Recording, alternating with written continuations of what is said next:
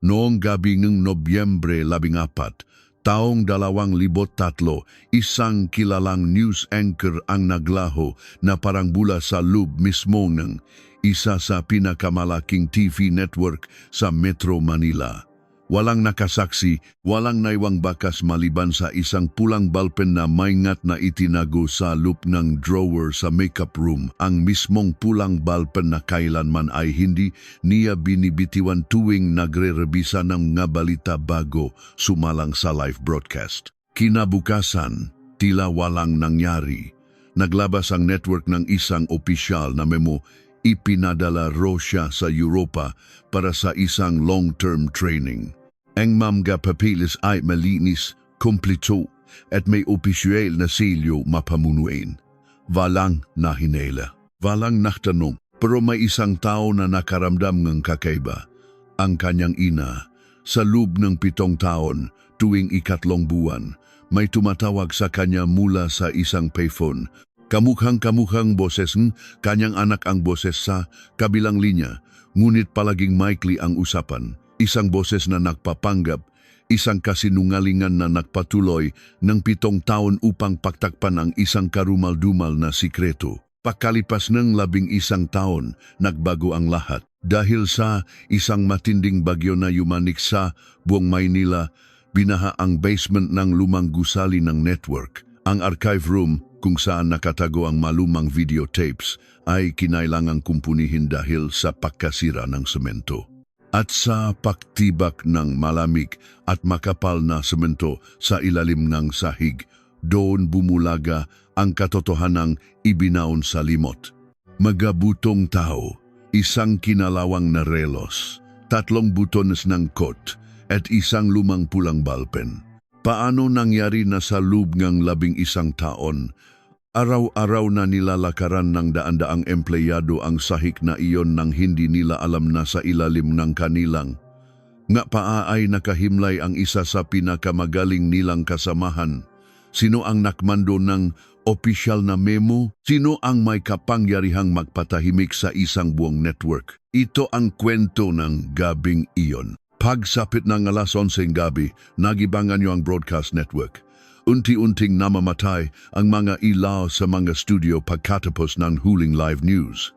Ang dating magulong pasilyo na puno nga nagmamadaling staff ay nilalamon ng nakakabinging katahimikan maliban sa mga yabag ng nga nagpapatrulyang guwardiya.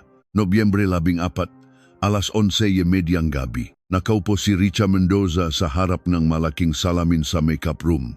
Dahan-dahan niyang pinunasan ang makeup sa kanyang mukha gamit ang cleansing oil.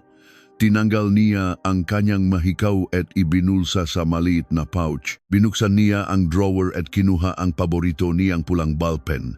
Sinuot niya ang kanyang trench coat, kinuha ang bag at pinatay ang ilaw ng kwarto. Alas 11:41 ng mahagip, siyang lumang CCTV camera sa dulo ng pasilyo. Malabo ang kuha, black and white. Ngunit malinaw kung saan siya papunta. Papunta siya sa opisina ng pinakamataas na pinuno ng News and Current Affairs. 7 segundo lang ang itinagal ng video bago siya lumiko sa kanto at tuluyang naglaho sa paningin ng kamera.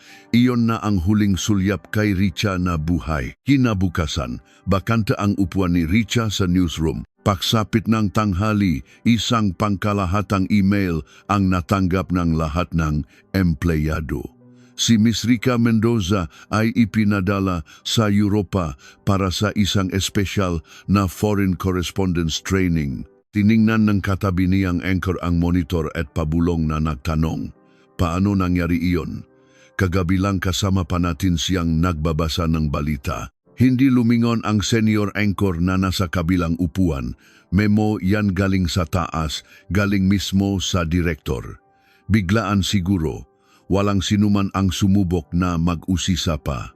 Lumipas ang 10 araw.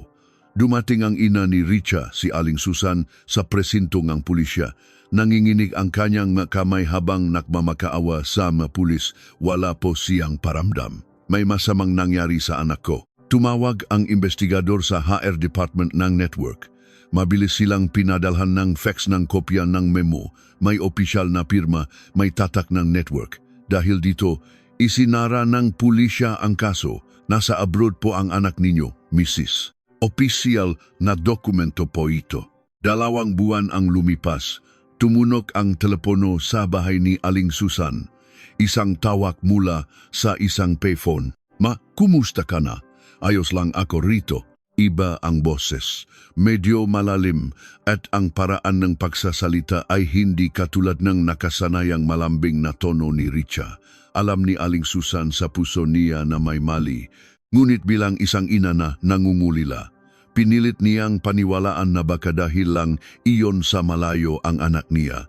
Pinaniwala niya ang sarili niya at ang mga tawag na iyon ay nagpatuloy ng 7 taon.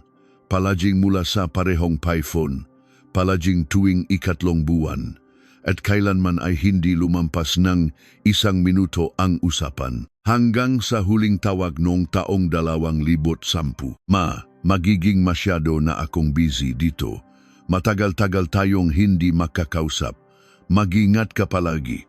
Pagkababangang telepono, humigpit ang hawak ni Aling Susan. Hindi ganun magsalita ang anak niya. Hindi ito kailanman magpapaalam ng ganun. Doon na tuluyang nawalan ng pag-asa ang matanda. Setyembre, taong 2014, amoy kalawang at basang semento. Umalingganggaw ang tunog ng heavy-duty concrete cutter sa loob ng archive room sa basement ng network. Dahil sa pag-umbok ng sahiggawa ng matinding baha, napilitang bakbakin ang semento upang palitan. Makapal na alikabok ang bumalot sa buong silid. Alas 10:40 ng umaga, biglang itinaas ng foreman ang kanyang kamay. Tumigil ang mga makina, hindi dahil sira ang kagamitan. Namutla ang foreman habang nakatingin sa butas na hinukay nila. Sa pahupang ng alikabok, tumambat ang isang espasyo sa ilalim ng makapal na konkreto. Sa loob nito ay mabuto ng tao. Pagdating ni Inspector Berto de la Cruz sa eksena na palibutan na ng yellow police line ang archive room, yumuko si Berto at pumasok sa loob. Tinitigan niya ang mga buto na nababalot ng tumigas na lupa at semento. Sa tabi magalabi, may mga nakakalat na gamit. Isang nangingitim na relos, mabutones ng pambabaeng coat, at isang kinalawang na pulang balpen. Inabot, NG-4 na oras bago lumabas ang resulta NG Forensics positibo si Rica Mendoza. Kinuha ni Berto ang lumang file ng kaso na 10 taon ng inalikabukan. Tiningnan niya ang huling pahina kung saan nakasulat ang ipinadala sa Europa. Sarado na ang kaso. Ibinaling niya ang kanyang tingin sa paligid ng archive room. Ang mabakal na estante na puno ng tapes, ang malamig na ilaw, ang makapal na semento. Dito, sa ilalim ng mapa ang lahat, inilibing ang katotohanan. Kinabukasan, nakaharap si Detective Mark Santos sa computer system ng HR Department. Inabot ng 2 oras ang IT specialist para ma-recover ang mga lumang files mula noong 2003. Nang lumabas ang dokumento sa screen, nanlaki ang nga mata ni Mark. Ang memo tungkol sa pag-alis ni Rica patungong Europa. Ang nakalagay na nagutos ay hindi ang HR Department. Ang pangalan na nakatatag doon ay kay Director Carlos Casilag, ang pinakamataas na boss ng News Department. At ang pinakanakapagtataka sa lahat, blanko ang pirma ng presidente ng network. Ang tanging nakapirma lamang bilang pagtanggap ay ang lumang HR manager. Dali-daling nilapitan ni Maxi Inspector Berto, bit-bit ang printed na kopya. Inspector, may mali sa memo na ito. Walang basbas ng presidente. Nilaktawan nila ang proseso. Tiningnan ito ni Berto. Matalim ang kanyang nga mata. Mamaya na yan, sagot ni Berto habang may binubuksang ibang folder. Umpisahan natin sa taong huling nakasama niya. Binalikan ng police team ang malabong CCTV footage mula sa gabingan Nobyembre 14. Makikita si Richa na naglalakad.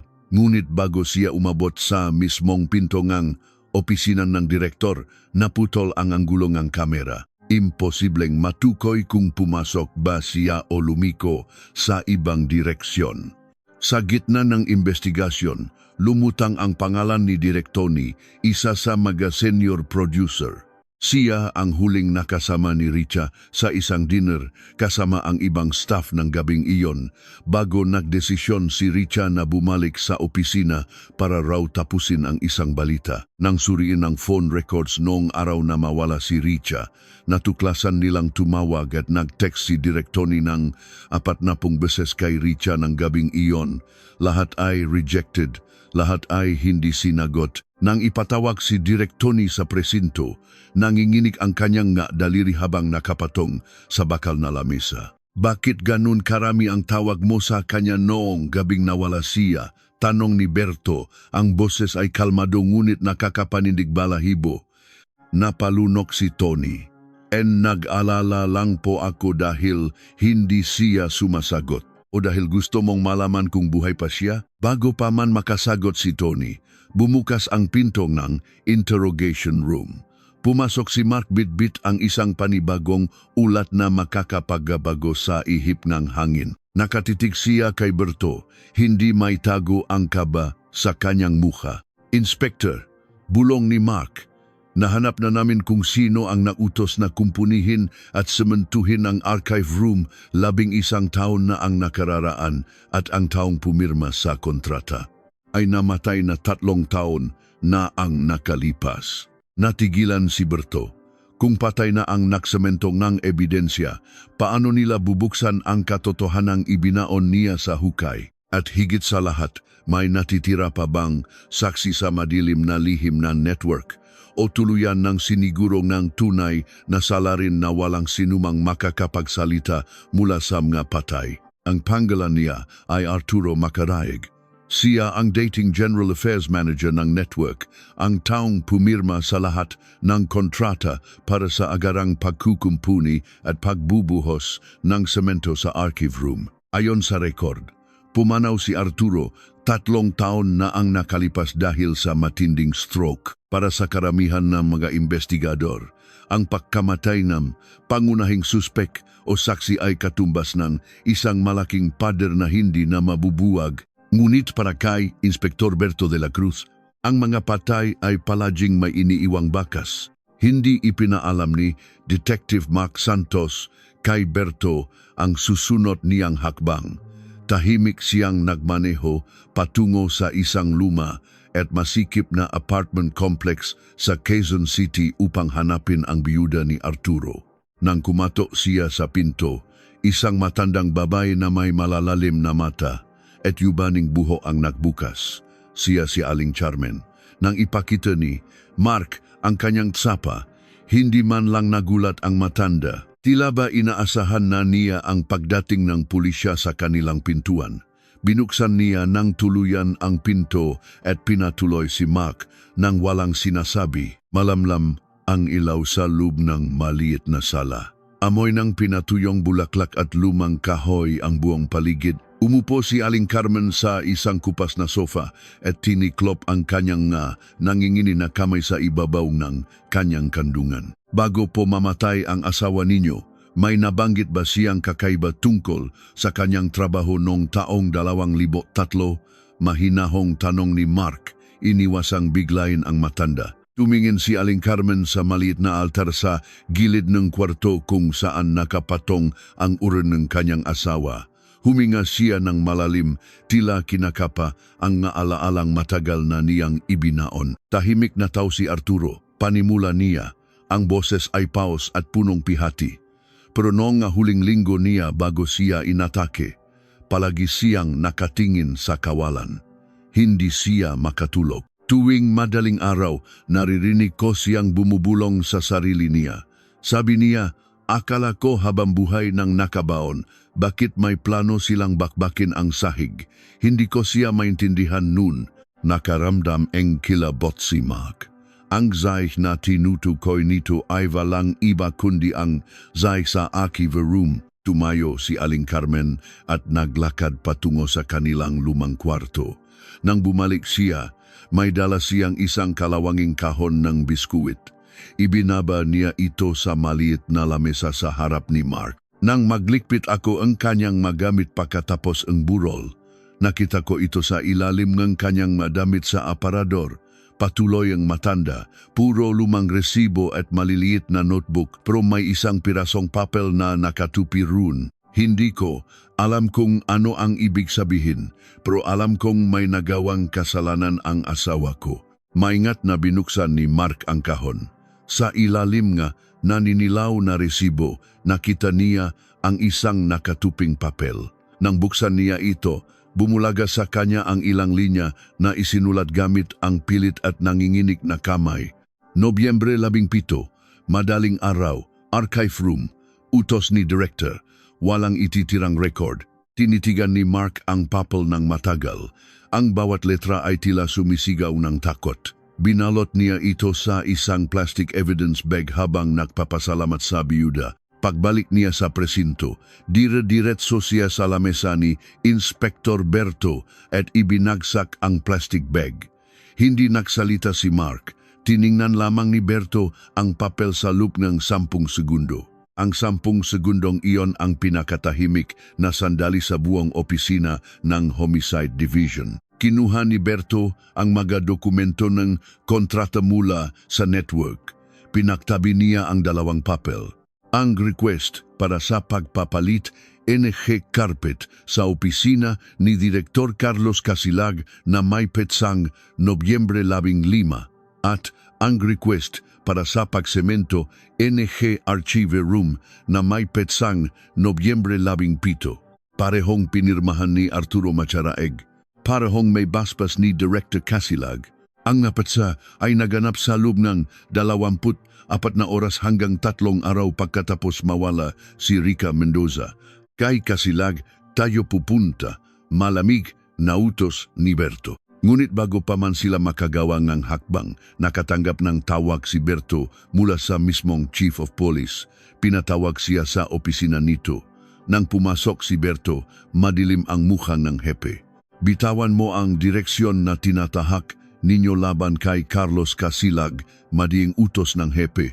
Wala kayong direktang ebidensya.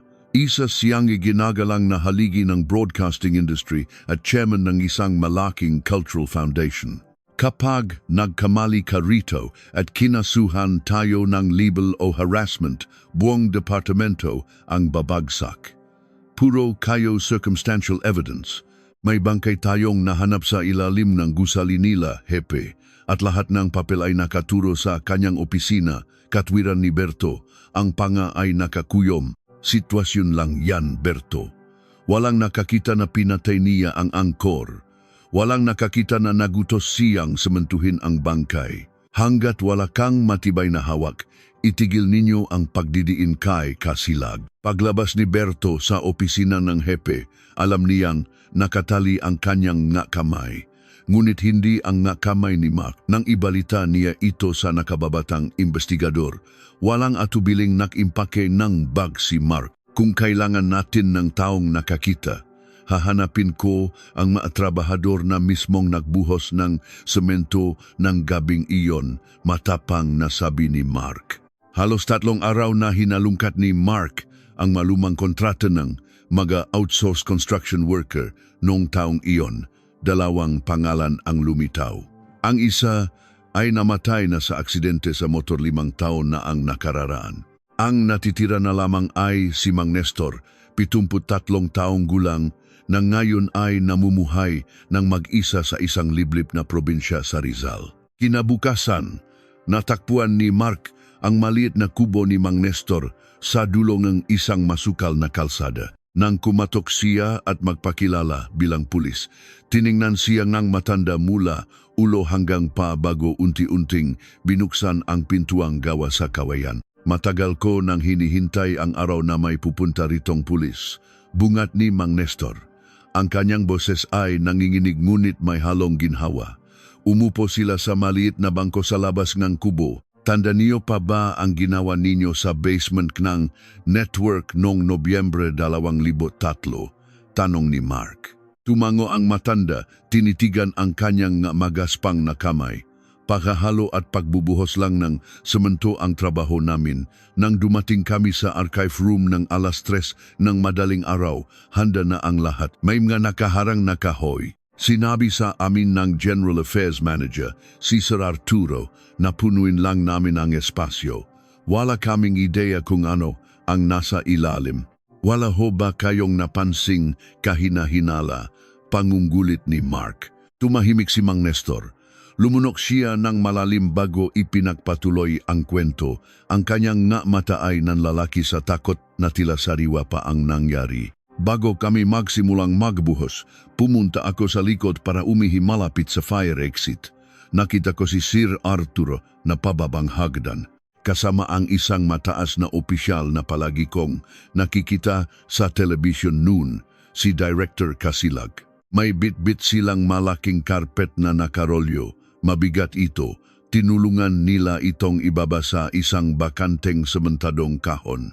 Nang makita ako ni Sir Arturo, nilapitan niya ako. Inabutan niya akong 300,000 piso. Natigilan si Mark. 300,000. Katumbas iyon ng mahigit isang taong sweldo ng isang construction worker noon. Sabi niya sa akin, kalimutan ko na raw ang nakita ko kung gusto ko pang mabuhay. Nanginginig na patuloy ni Mang Nestor.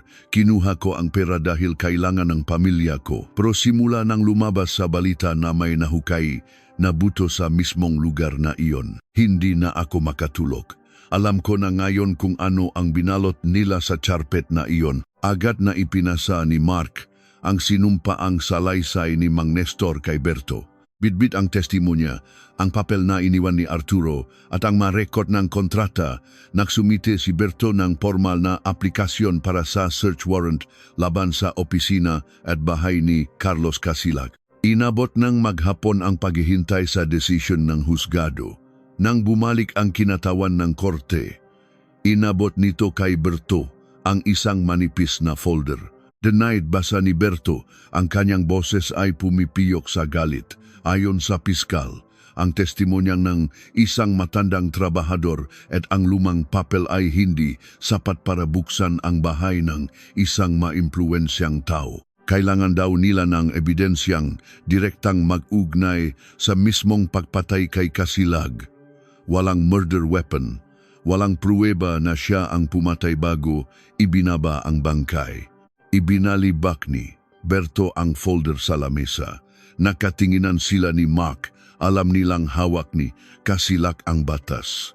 Ngunit sa kalagitnaan ng kanilang pagkadismaya, pumasok ang IT specialist ng presinto na kanina pa nakaharap sa lumang computer server ng HR department. May dala itong isang nakaprint na dokumento at inilapag ito sa gitna ng lamesa. Inspektor, naalala niyo ba yung pekeng memo na ipinadala sa HR para palabasing nasa Europa si Rica Mendoza, panimula NGIT? Ano naman doon? Iritableng sagot ni Berto. Sinuri ko ang metadata at ang mismong font na ginamit sa paggawa ng memo na iyon. Ang font na ginamit ay hindi standard. Isa itong lumang custom typography software na binili ng network noong late 90s. Tumingin ng diretso ang IT specialist kina Berto at Mark. Ang kanyang mukha ay seryosong-seryoso. At alam niyo ba kung ilang computer lang sa buong gusaling network ang may naka-install na software na iyon? Napatayo si Mark. Ulan? Isa lang, sagot ng IT. Ang mismong desktop computer na nasa loob ng saradong opisina ni Director Carlos Casilag. Kung ang memo ay ginawa sa computer ni Casilag, siya mismo ang sumulat ng kasinungalingan. Ngunit kung ganon, bakit sa dinami-dami ng araw, kailangan niyang patayin ang paborito at pinakamagaling nilang anchor ng mismong gabing iyon? Ano ang natuklasan ni Richa na handang pumatay ang isang direktor para lang may tago ito? Ang katahimikan sa loob ng opisina ng Homicide Division ay tila may sariling bigat.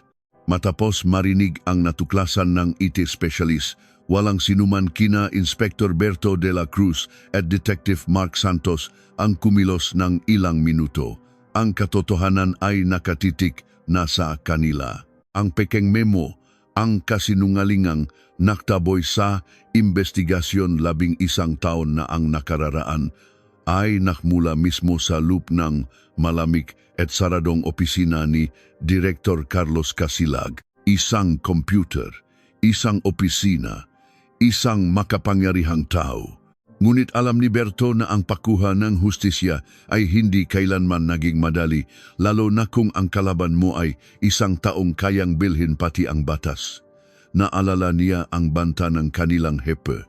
Kapag gumalaw sila laban kay Casilag ng walang basbas nito, maaari nilang mawala ang kanilang trabaho, ang kanilang pensyon at marahil pati na ang kanilang kalayaan. Tumayo si Berto. Kinuha niya ang kanyang lumang jacket at isinuot ito. Saan tayo pupunta, Inspector?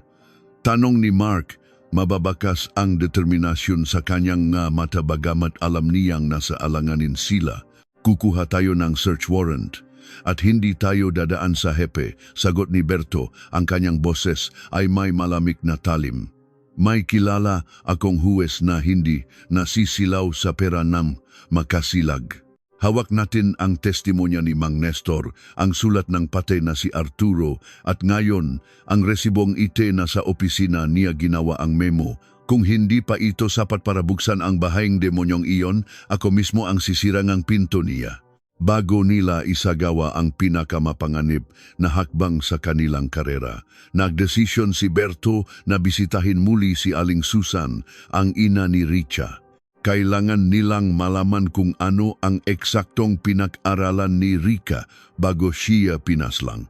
Ano ang natuklasan ng isang magaling na angkor na naging sapat na dahilan upang ibaon siya sa semento? Nang dumating sila sa bahay ni Aling Susan, naabutan nila itong nakaupo sa harap ngang bintana, hawak ang isang lumang litrato ni Richa. Namumukto ang kanyang mga mata. Tila ba naubos na ang lahat ng luha sa kanyang katawan ngunit hindi pa rin naubos ang sakit. Mrs., malumanay na panimula ni Berto. Bago po mawala si Richa noong Nobyembre 2003, may nabanggit ba siyang malaking balita na kanyang iniimbestigahan? May napansin ba kayong kakaiba sa kanyang makilos? Matagal bago nakasagot ang matanda, hinaplos niya ang mukha ng anak sa litrato. Palagi siyang balisa nung mahuling linggo niya, hindi siya makatulog. Isang gabi, naabutan ko siyang umiyak sa harap ng kanyang papeles. Tinanong ko siya kung bakit. Sabi niya sa akin, "Ma, ang mga taong tinitinggalan natin, sila pala ang pinakamarumi. May natuklasan ako at hindi ko alam kung paano ito ilalabas nang hindi ako mapapahamak." Napatayo si Mark sa narinig. Sinabi po ba niya kung tungkol saan ang mga papeles? Umiling si Aling Susan. Hindi niya sinabi para raw hindi ako madamay. Pero may isang bagay akong hindi makalimutan. Ugali ni Richa na kapag may nakita siyang mali, kapag may nakita siyang kasinungalingan sa mga binabasa niya, binibilugan niya ito ng mariin. At palagi siyang gumagamit ng pulang ballpen. Hindi siya naksusulat ng kahit ano kung hindi pula ang tinta. Pulang ballpen. Nakatinginan sina Berto at Mark. Ang mismong kinalawang na ballpen na nahukay nila kasama ng buto ni Rica sa ilalim ng archive room. Ito ang sandata ni Richa, ang tinta ng katotohanan. 6:00 ng umaga kinabukasan. Balot ng hamok ang nagtataasang mga puno sa loob ng isang eksklusibong subdivision sa Makati. Huminto ang 3 sasakyan ng pulisya sa harap ng isang malaking mansyon na napapalibutan ng matataas na pader at mga guwardiya. Mabilis na bumaba sina Berto at Mark. Hinarang silang ng 2 armadong security guard ng subdivision, ngunit itinaas agad ni Berto ang hawak niyang papel. May hawak kaming search warrant mula sa korte para haluhugin ang bahay ni Carlos Casilag. Subukan ninyong humarang at isasama ko kayo sa kulungan para sa obstruction of justice. Walang nagawa ang mga gwardiya. Persahang binuksan ng mga autoridad ang malaking pintuan ng mansyon. Pagpasok nila sa loob, bumulaga sa kanila ang karangyaan na tila kinuha mula sa mga pahina ng magasin. Nakikislapan ang mga chandelier. Mamahalin ang mga carpet. Sa gitna ng malawak na sala, nakaupo si Direktor Carlos Casilag. Suot niya ang isang malinis na silk robe, mahinahong humihigop ng kape mula sa isang porselanang tasa. Sa tabi niya ay dalawang lalaking nakabarong ang kanyang mga personal na abogado na halatang maaga pa lang ay ipinatawag na niya. Hindi nakpakita ng kahit anong gulat o takot si Casilag. Ibinaba niya ang kanyang tasa at tiningnan si Berto ng may bahagyang ngiti. Inspector de la Cruz, bati ni Casilag, ang boses ay kalmado at may himig ng pagbabanta. Alam ba ng hepe ninyo na nandito kayo? Isang malaking pagkakamali ang ginagawa ninyo. Pagsisihan ninyo ang pagyapak sa pamamahay ko. Gawin mo ang trabaho mo, Mark. Utos ni Berto. Hindi pinansin ang pananakot ng direktor. Haluhugin niyo ang buong bahay. Simulan niyo sa study room niya. Agad na kumilos si Mark kasama ang 4 na iba pang pulis patungo sa malaking silid-aklatan ng mansyon. Pagbukas ng pinto, tila pumasok sila sa isang pribadong museo. Libu-libong libro, mga awards mula sa broadcasting industry at mga mamahaling painting ang nakapalamuti sa mga pada. Sari-saring folder at dokumento ang sinuri ni na Mark. Lumipas ang 2 oras ngunit puro legal na kontrata, bank statements at mga script ng balita ang kanilang nakikita. Nagsisimula ng bumilis ang tibok na puso ni Mark. Kung wala silang makikitang matibay na ebidensya, siguradong tatanggalin sila sa serbisyo bago pa man lumubog ang araw. Lumuhod si Mark upang suriin ang pinakailalim na bahagi ng isang malaking mahogany cabinet. Punong-puno ito ng kahon ng lumang dokumento. Habang isa-isa niyang inilalabas ang makahon, napansin niya ang isang partikular na kahon na nakasiksik sa pinakasulok, tila sinadyang itago sa likod ng iba. Wala itong label. Nang hinigigang mga kamay ni Mark nang buksan niya ang takip. Sa loob, may isang lumang brown envelope na nababalot na ng alikabok. Binuksan niya ito at inilabas ang ilang pahina ng mga kopya ng financial reports. Patsado pa noong taong 2003, magaulat ito ng pondo na network at ng Cultural Foundation na pinamumunuan ni Casilag. Dun, sa 3 pahina ng dokumento, tumigil ang pahinga ni Mark. May mga partikular na numero at pangalan ng mapekeng kumpanya na nakalista sa report at ang bawat isa sa mga ito ay mariing binilugan. Ang diin ng pagkakabilog ay nagpapakita ng galit at gigil ng taong sumulat. Ang tinta na ginamit ay hindi itim at hindi asul, pulang tinta. Kitang-kita na ang mga numerong ibinulsa na direktor ay nakakahalaga ng daang milyong piso mga kickback at nakaw na yaman mula sa mismong kumpanya na kanyang pinaglilingkuran. Ito ang ebidensyang hawak ni Richa. Ito ang dahilan kung bakit kinailangan siyang patahimikin. Mabilis na bumaba si Mark dala ang envelope. Nilapitan niya si Berto at iniabot ang pahina. Nang makita ni Berto ang mga pulang bilog, nakiba ang anyo ng kanyang mukha. Humarap siya kay Casilag na hanggang ngayon ay kalmadong nakaupo sa sofa. Naklakat si Berto palapit at inihampas ang kopya ng dokumento sa babasahing lamesa sa harap mismo ng direktor. Ang sabi mo sa press, kusang umalis si Rica papuntang Europa. Ang sabi mo, wala kang kinalaman sa pagkawalan niya, mariying sambit ni Berto. Ang boses ay umaalinggaw-ngaw sa buong sala. Itinuro niya ang napulang bilog sa papel. Kilala mo ba kung kaninong tinta ang ginamit dito? Alam nating pareho kung sino ang nakdala ng papel na ito sa opisina mo noong gabing iyon, Director. Nawala ang ngiti sa labi ni Casilag. Ang kanyang mata ay nalaki ng bahagya. At sa unang pagkakataon matapos ang 11 taon, nakita ni Berto ang pagkabigla sa mukha ng isang halimaw. Mabilis na tumayo ang mag-aabogado ni Casilag upang harangan ang dokumento. Hindi ka pwedeng magsalita ng ganyan sa kliyente namin. Sigaw ng isang abogado, isang malinaw na pang-aabuso ito. Ngunit hindi inaalis ni Berto ang kanyang matalim na titig kay Casilag. Hindi na gumagana ang kapangyarihan mo rito, Carlos. Nakita na namin ang motibo. Ang tanging tanong na lang na kailangan mong sagutin ay kung paano mo siya pinatay nang walang nakakarinig. Tinitigan ni Casilak ang dokumento, ang pulang tinta na tila dugong ng isang inosenteng kaluluwa na sumisigang ng hustisya. Sa sandaling iyon, tila bumalik ang oras. Ano nga ba ang nangyari sa loob ng soundproof na opisina ng inilapak ni Richa ang katotohanan ng iyon sa kanyang harapan? Paano napunta ang matapang na mamahayag mula sa harap ng mesa ng kanyang boss patungo sa malamig at madilim na hukay sa ilalim ng semento? Nobyembre 14, taong 2003, alas 11:45 ng gabi. Ang opisina ni Director Carlos Casilak ay nasa pinakadulo ng pasilyo ng Executive Wing. Ang mapader nito ay sinadyang balutin ng makapal na soundproof panels. Sa labas ng malalaking salamin, makikita ang nakikislapang ilawng buong Metro Manila na tilam nga bituin na nahulog sa lupa. Isang tanawin ng buhay, ng pag-asa at ng walang katapusang takbo ng panahon. Ngunit sa loob ng kwartong iyon, namumuo ang isang madilim na unos na tuluyang kikitil sa isang inosenteng kaluluwa. Inilapak ni Richa ang brown envelope sa ibabaw ng makintab na mahogani na lamesa ng direktor. Binuksan ito ni Casilak ng walang imik. Tinitigan niya ang napahinang puno ng manumerong mariing binilugan ng pulang tinta. Ang numerong iyon ay hindi lamang pagkakamali sa accounting. Sila ay malinaw na ebidensya ng pagnanakaw, na katiwalian at tingang panlilin lang sa mamamayan na naktitiwala sa kanilang network.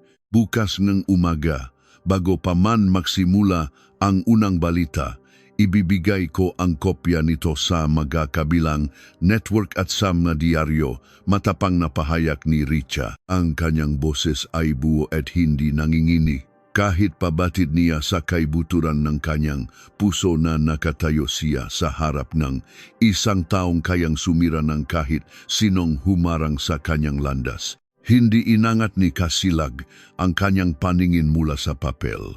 Dahan-dahan siyang tumayo mula sa kanyang mamahaling leather na silya, naglakad siya patungo sa pinto. Isang malamig at mabigat na lagitik ang umalingaw-ngaw sa buong silit ng ilok niya ang pintuan. Alam mo ba kung ano ang pinapasok mong gulo? Richa, ang boses ni Casilak ay mababa, mahinahon, ngunit may nakatagong lason. Tila ba isa itong malambing na alok mula sa isang demonyo? Inayos ko na ang mga papeles mo kaninang umaga pa lang. Pupunta ka sa Europa. 3 taon, magandang posisyon, malaking sweldo, walang limitasyong allowance. Pagbalik mo rito, ipinapangako ko, ikaw na ang hahawak ng buong news department. Ibibigay ko sa iyo ang trono. Hinila ni Richa ang envelope pabalik sa kanyang dibdib, yakap ito na parang kalasak laban sa kasamaan na nasa kanyang harapan. Hindi ako aalis. At hindi mo ako mabibili, maring sagot ni Richa. Ang kanyang mata ay nag-aapoy sa paninindigan. May ginawa na akong iba pang kopya. Huminto si Casilak. Tinitigan niya si Richa ng matagal. Sa isang iglap, tila naglaho ang maamo at kagalang-galang na mukhang isang premyadong direktor. Ang naiwan ay ang malamig, walang awa at halimaw na anyo ng isang taong handang pumatay upang maprotektahan ang kanyang itinatayong imperyo. Mabilis siyang sumugot. Bago pa man makasigaw si Richa, idinikit na ni Casilak ang kanyang matipunong braso sa lignang angkor. Hinila niya ito ng mabilis paatras, inipit ang lalamunan nito gamit ang tiklop ng kanyang siko. Nagpumiglas si Richa. Ibinagsak niya ang kanyang buong bigat pababa upang makawala. Ginamit niya ang makabilang kamay upang kalmutin, pilipitin at sugatan ang braso ni Casilak. Bumaon ang kanyang mga kuko sa talanglana ng mamahaling suwit ng direktor hanggang sa maabot niya ang balat nito. Nakipaglaban siya para sa bawat hibla ng hanging ipinakakait sa kanya. Ang kanyang sapatos ay kumikiskis sa karpet, pilit na naghahanap ng buwelo upang makatakas. Ngunit napakalakas ng pagkakagapos. Unti-anting nawala ng lakas ang kamay ni Richa. Ang mamaring kalmot ay naging mahihinang pahawak. Ang pahawak ay naging pagpaparaya. nagdilim ang kanyang paningin.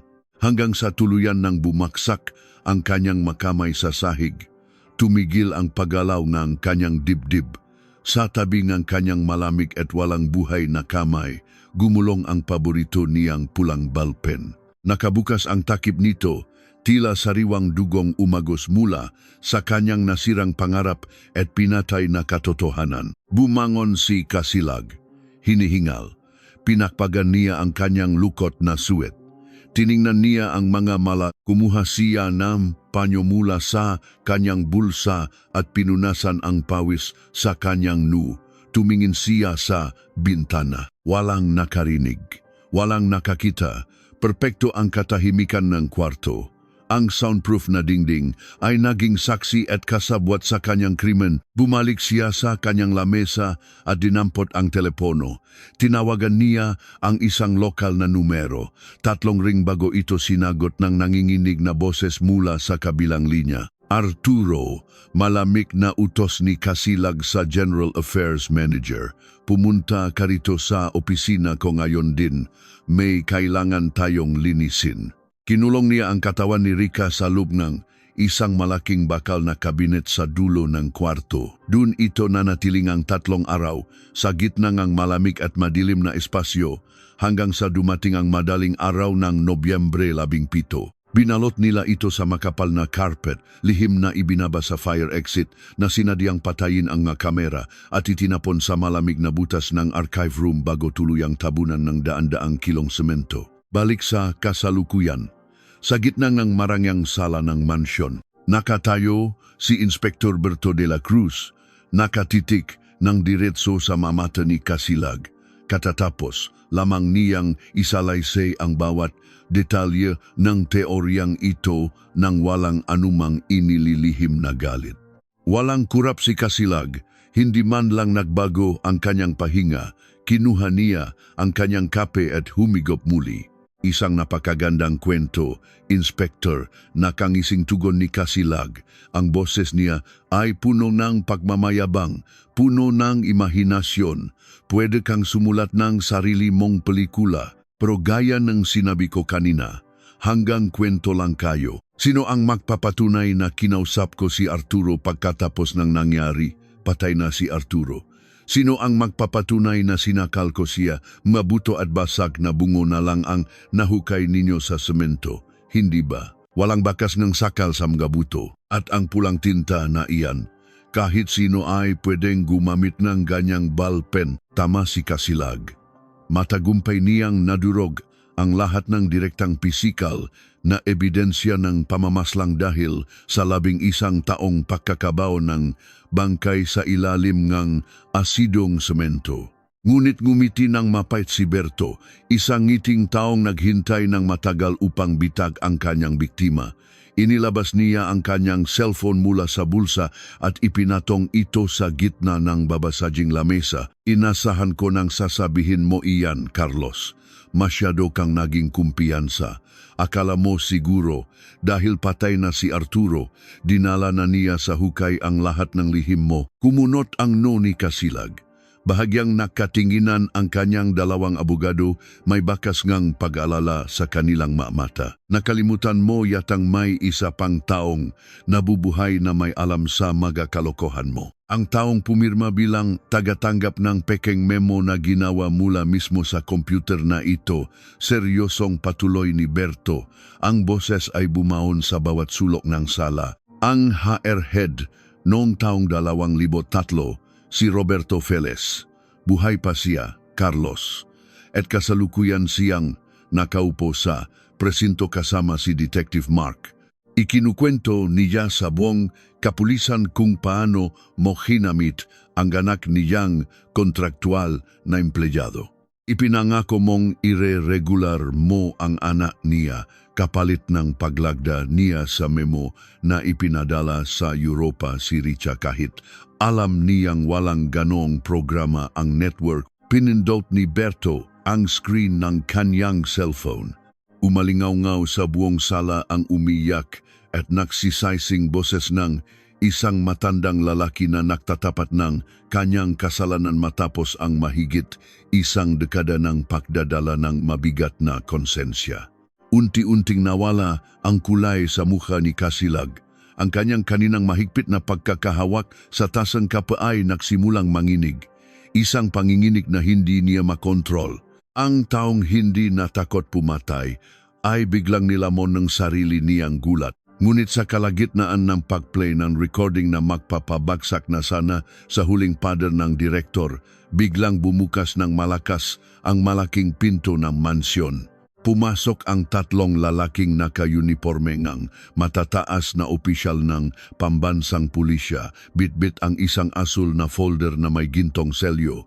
Hindi sila nagaksaya ng panahon. Dire-diretso silang lumapit kay Berto at bago pa man makapagsalita ang inspector, pilit nilang kinuha ang cellphone nito at pinatay ang recording. Ano ang nakasulat sa hawak nilang dokumento na may kakayahang patahimikin ang isang lehitimong investigasyon at sino ang makapangyarihang anino na nagpadala sa kanila upang isalba ang direktor mula sa tiyak na pagbagsak?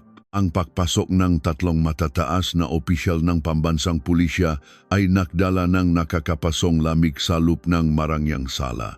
Ang kanilang mga sapatos ay lumikha ng mabigat na alingaw-ngaw sa makintap na marmol na sahig. Sa unahan nila ay si General Tomas Almeida, isang lalaking kilala sa buong kapulisan hindi dahil sa kanyang katapatan, kundi dahil sa kanyang kakayahang maglinis ngang magadumi ngang makapangyarihang tao sa lipunan. Bago pa man makapag-react, si Detective Mark Santos mabilis na hinablot ng isang opisyal ang cellphone ni Inspector Berto de la Cruz mula sa lamesa.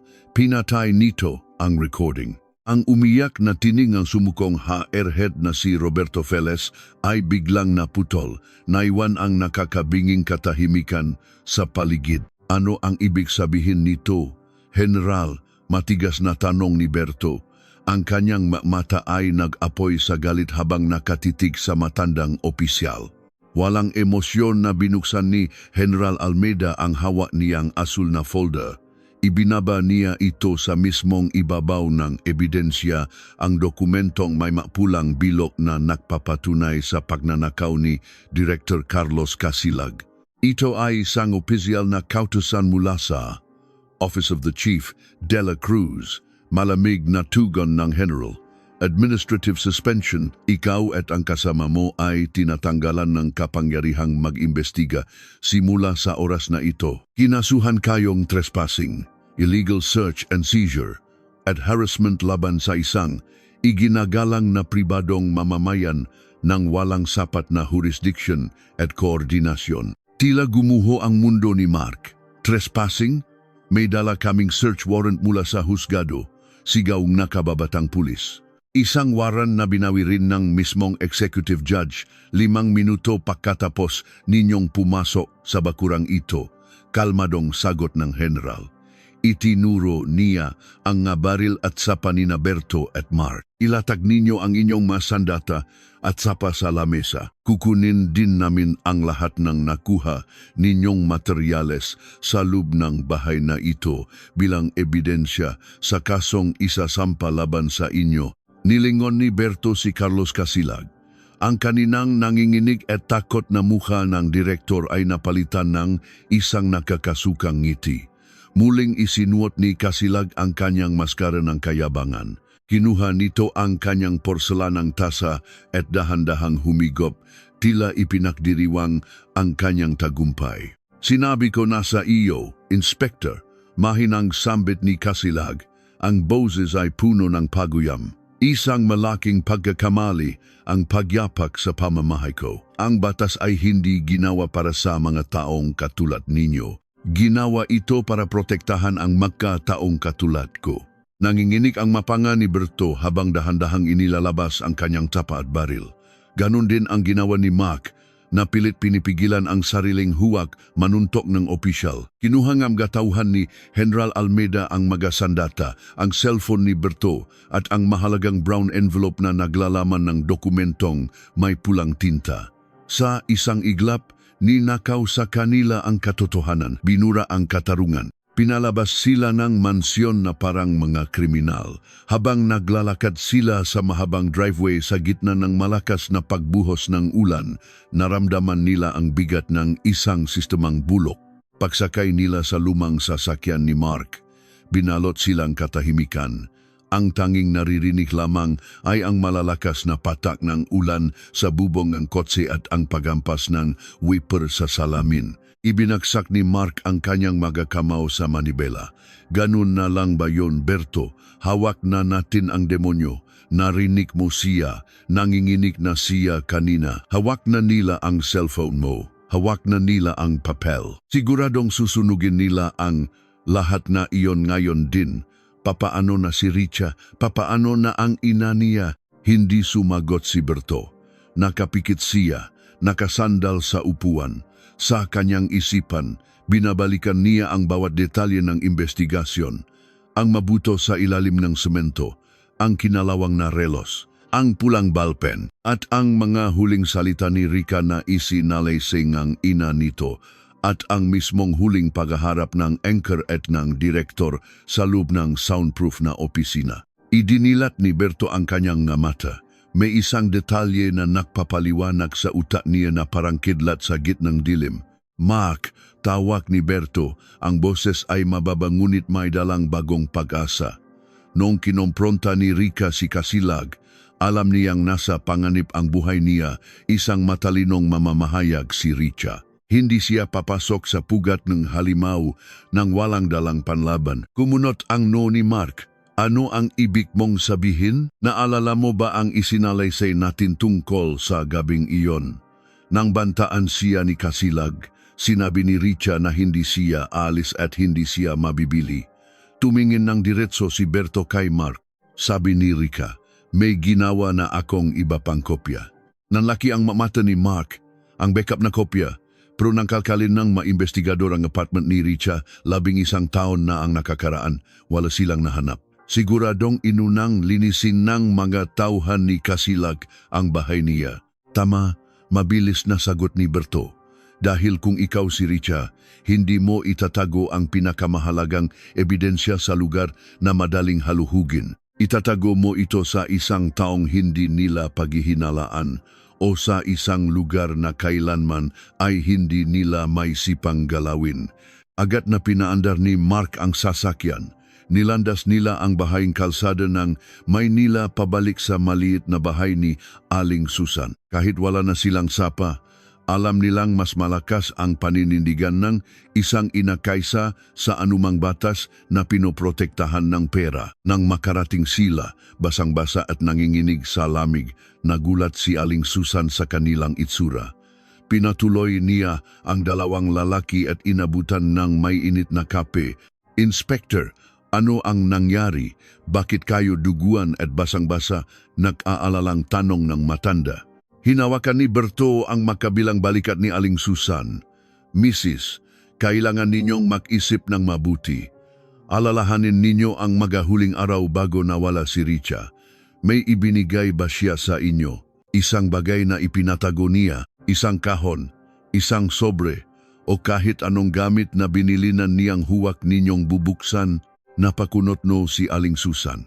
Pilit niyang hinuhukay ang naala-alang binalot na ng mahabang panahon ng pagluluksa. Umiling siya, wala, Inspector. Walang ibinigay na kahit ano sa akin ang anak ko nung huling araw niya. Bumaksak ang balikat ni Mark. Tila nawalan ng saysay ang huling hiblang ng kanilang pag-asa. Ngunit bago pa sila makapagsalita, biglang napatayo si Aling Susan. Tila may isang alaala na biglang kumatok sa kanyang isipan. Naglakad siya patungo sa malit na kwarto ni Richa na hindi ginalaw o binago simula nang mawala ito. Sumunod sina Berto at Mark. Lumapit ang matanda sa isang lumang kabinet ng gadamit. Walang ibinigay sa akin si Richa bago siya nawala. Nanginginig na sabi ni Aling Susan habang binubuksan ang pinto ng kabinet. Pero kinabukasan, isang araw matapos siyang hindi umuwi at bago lumabas ang balitang ipinadala siya sa Europa. May dumating na kartero rito sa bahay. Napatigil sa paghinga sina Berto at Mark. Isang maliit na package na ipinadala sa pamamagitan ng post office. Patuloy ni Aling Susan, ang luha ay nagsimulang tumulo mula sa kanyang nga mata. Nakapangalan ito sa namayapa kong asawa. Dahil sa labis na pag-aalala ko sa pagkawala ni Rica, hindi ko na nabigyan ng pansin ang package na iyon. Inilagay ko lang ito sa ilalim ng mga lumang kumot at nakalimutan na sa paglipas ng mga taon. Kinuha nga matanda ang isang makapal na patong lumang kumot sa pinakaibaba ng kabinet. At dun, nababalot ng makapal na alikabok ang isang brown na pouch na may tatak ng selyo mula pa noong Nobyembre 13, taong 2003, isang araw bago pinaslang si Richa. Maingat na kinuha ni Berto ang pouch. Nanginginig ang makamay ni Mark habang hinihintay ang pagbukas nito. Nang punitin ni Berto ang selyo at ibaliktad ang pouch, dalawang bagay ang nahulog sa ibabaw ng kama. Isang makapal na patong ng dokumento, ang mismong kopya ng financial records na puno ng magapulang bilog at pirma ni Director Casilag. At ang pangalawa ay isang maliit na mini-DV cassette tape. May tape, bulong ni Mark. Ang boses ay puno ng pagkamanga at takot. Video recording. Sa tulong ng isang lumang camcorder na nakatago rin sa kwarto, iniplay nila ang tape. Lumabas sa maliit na screen ang mukha ni Rica. Nakopo siya sa loob ng mismong opisina ni Director Casilak ng palihim. Madilim ang paligid, tangi lamang ang ilaw mula sa kanyang laptop ang nagbibigay, liwanag sa kanyang mukha. Kung napapanood ninyo ito, panimula ni Rica sa video, ang kanyang boses ay basag ngunit matapang, malamang ay patay na ako. O kaya ay nagawa na nila akong patahimikin. Ako si Rica Mendoza. At hawak ko ang katibayan ng bilyon-bilyong pisong ninakaw ni Director Carlos Casilag. Bukas ng gabi, haharapin ko siya. Kung hindi ako makabalik, ipinapangako ko ang katotohanan ang magbabaon sa kanya. Napahagulgol si Aling Susan. Niyakap niya ang maliit na screen. Nahanap na nila ang huling tini ni Richa. Ang pinakamatibay na ebidensya na hindi kayang sirain o bayaran ng kahit na sinong general. Ngunit may isang malaking problema. Hawak natin ang bala. Seryosong sabi ni Berto, nakatingin sa dokumento at sa tape, pero tinanggalan na nila tayong baril. Hindi natin pwedeng dalhin ito sa presinto o sa NBI o sa korte. Kontrolado ni Casilag ang lahat ngayon. Bago pa umabot ito sa opisina ng taga-usik, mawawala na naman ito. Napatingin si Mark sa inspektor. Anong gagawin natin, Berto? Dalawang suspendido at walang kalaban-labang pulis at isang matanda. Paano natin mapapabagsak ang isang higante kung hawak niya ang buong sistema? Hinawakan ni Berto ang tape ng mahigpit. Tiningnan niya ang bintana kung saan makikita ang naktataasang ngatoring ng lungsod at sa di kalayuan ang malaking antena ng KTV network na pagmamay-ari mismo ni Casilag. Kung kontrolado niya ang batas, malamig na pahayag ni Berto, ang kanyang nga mata ay nagpapakita ng isang mapanganib na desisyon. Dadalhin natin ang batas sa labas.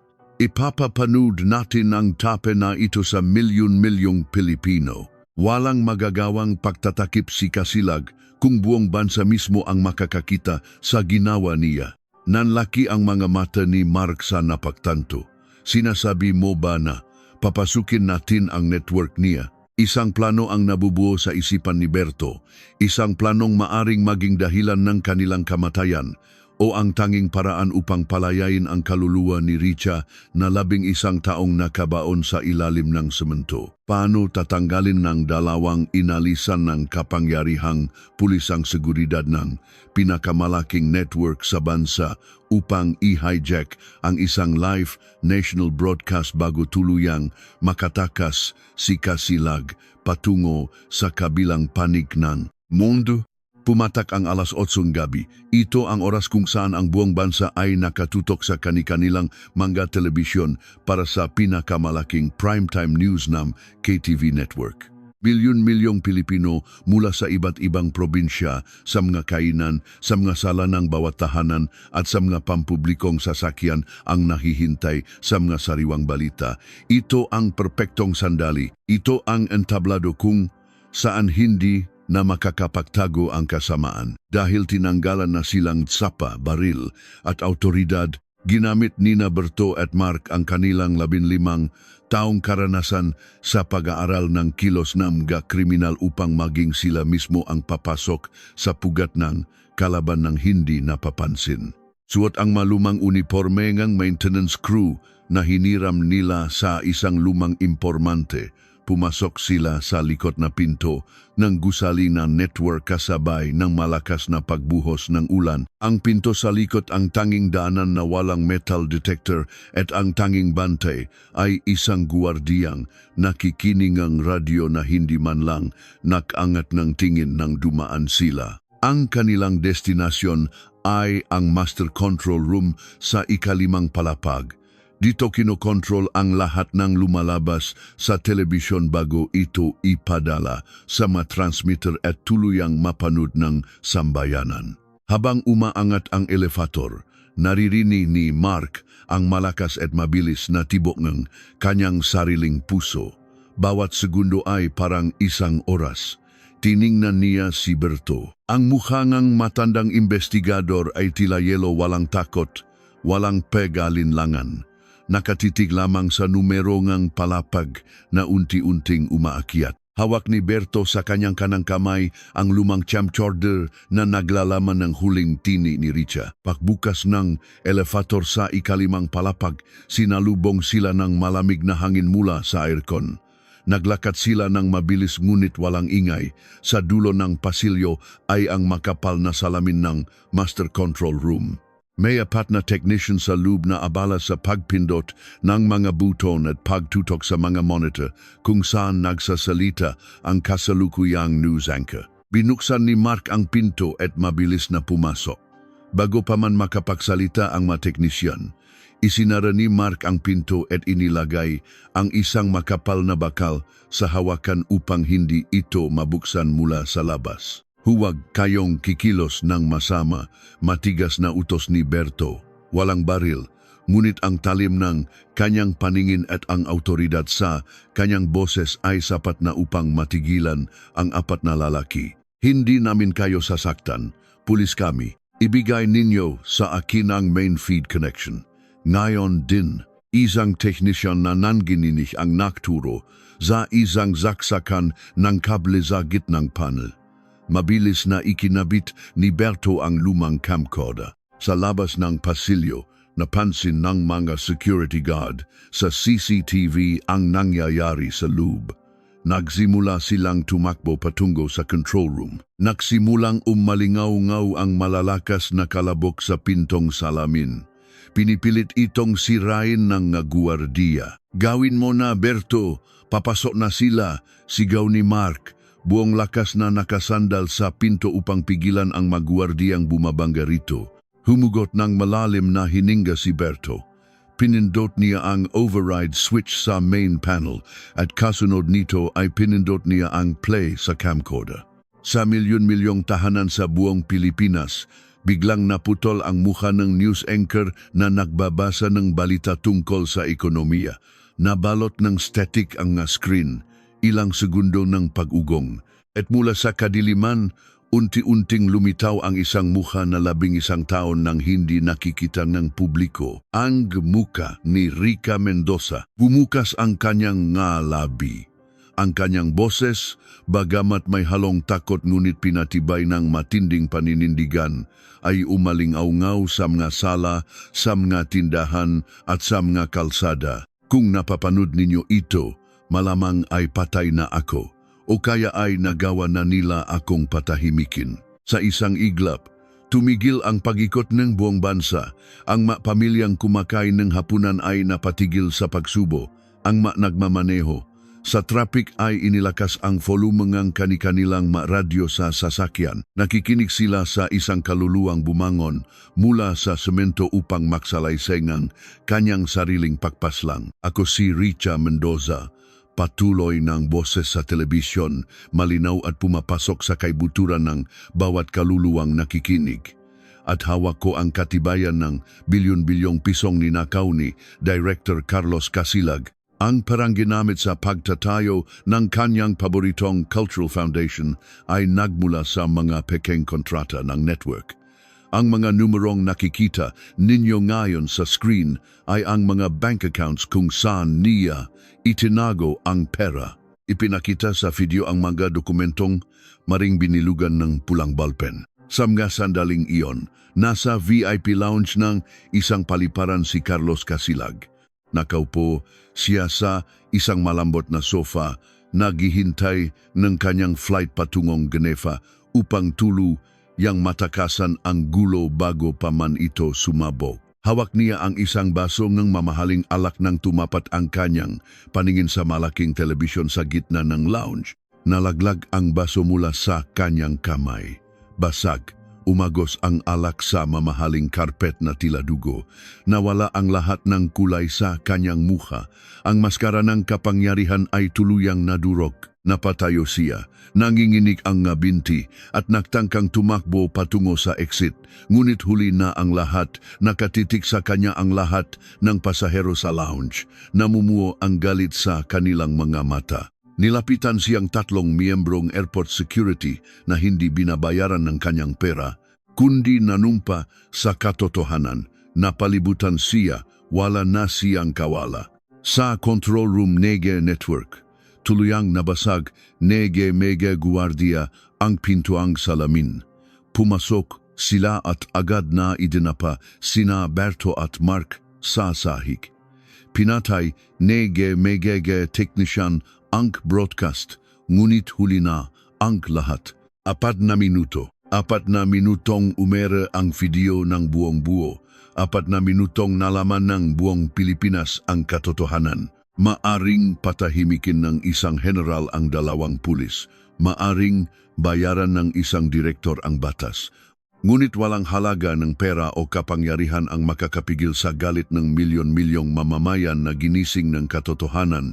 Sumabok ang balita sa buong bansa. Nagsimulang magtipon ang mataw sa labas ng network at sa labas ng paliparan, kinabukasan, dahil sa matinding presyon ng taumbayan at nga media, napilitan ang gobyerno na buksan ang kaso ng walang anumang pagtatakip. Si General Tomas Almeida ay agarang inimbestigahan at tinanggal sa pwesto. Dumating ang araw ng paglilitis. Puno ang loop ng korte hanggang sa labas ng gusali. Sa unang hanay ng mga upuan, nakaupo si Aling Susan. Hawa niya sa kanyang dibdib ang lumang pulang balpen ng kanyang anak. Nang pumasok si Carlos Casilag, nakaposas ang kanyang makamay at nakaswat ng kulay kahel na unipormeng bilanggo.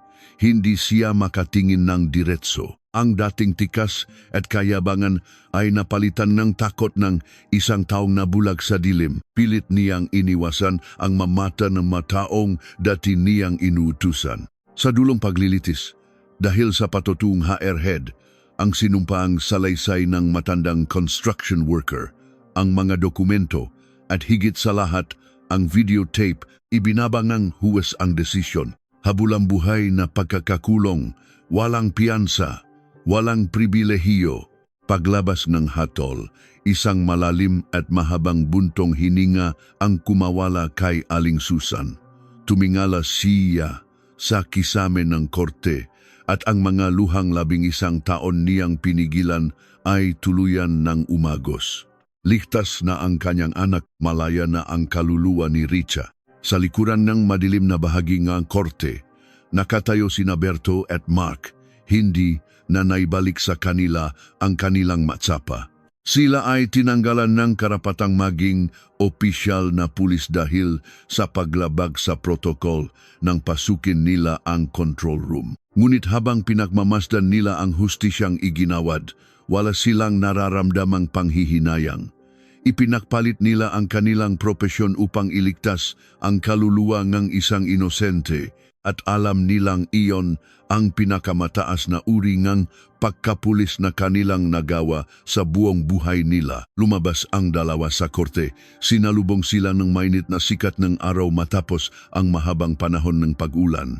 Huminga ng malalim si Berto at inakbayan ang kanyang nakababatang kasama. Walang salitang namagitan, ngunit alam nilang nagawa nila ang tama. Bumalik sa normal ang takbong buhay sa loob ng KTV Network.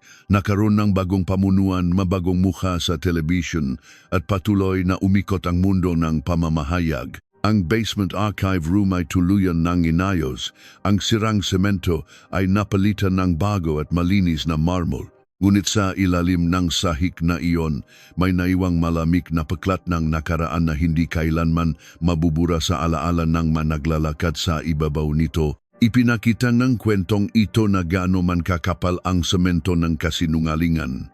Palaging may ulan na bubutas dito upang ilabas ang katotohanan. Ngunit sa isang mundong patuloy na pinaikot ng pera at impluensya, isang nakakakilabot na katanungan ang naiwan sa hangin. Kung ang isang tanyak at magaling na mamamahayag ay madaling nagawang ibaon sa ilalim ng semento ng mismong nga taong pinagkakatiwalaan ng lipunan ng walang nakakaalam sa loob ng 11 taon, ilan pa kayang matinik ang kasalukuyang nakabaon sa dilim na patuloy na naghihintay na mahukay.